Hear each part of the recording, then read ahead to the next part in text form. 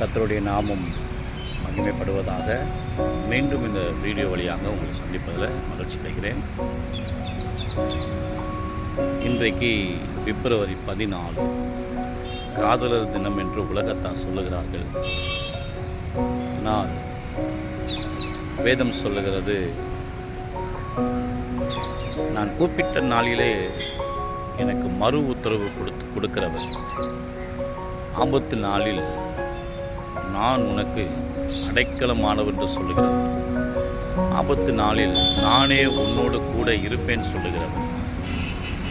தேவ ஜனங்களே, இந்த நாளில் உலகத்தார் வைத்திருக்கிற பேரை வைத்து பார்க்கும்போது இன்றைக்கி மனுஷர்களுக்குள்ள அன்புங்கிறது அந்த மிகப்பெரிய இதே கிடையாது, அன்புங்கிறது கிடையாது.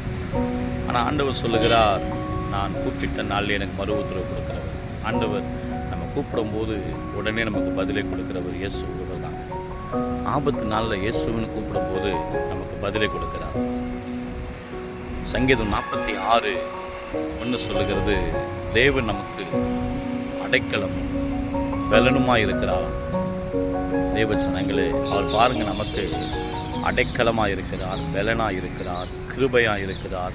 அதனால் ஏசப்பாவை நல்லா காதலிங்க, ஏசப்பா மேலே அன்பு வைங்க, ஏசப்பாவை தேடுங்க, ஏசப்பாவை முழுமையாக நீங்கள் நம்பி பாருங்கள், நேசித்து பாருங்கள், அவர் மேலே அதிகமாக கவனம் செலுத்தி பாருங்கள். அவர் உங்களோடு இடைப்படுவார், அவருடைய சத்தம் உங்களுக்கு கேட்கப்படும், அவருடைய நோக்கத்தை கர்த்தர் உங்களுக்கு வெளிப்படுத்துவார், உங்களோடு கர்த்தர் இடைப்படுவார். ஆமென்.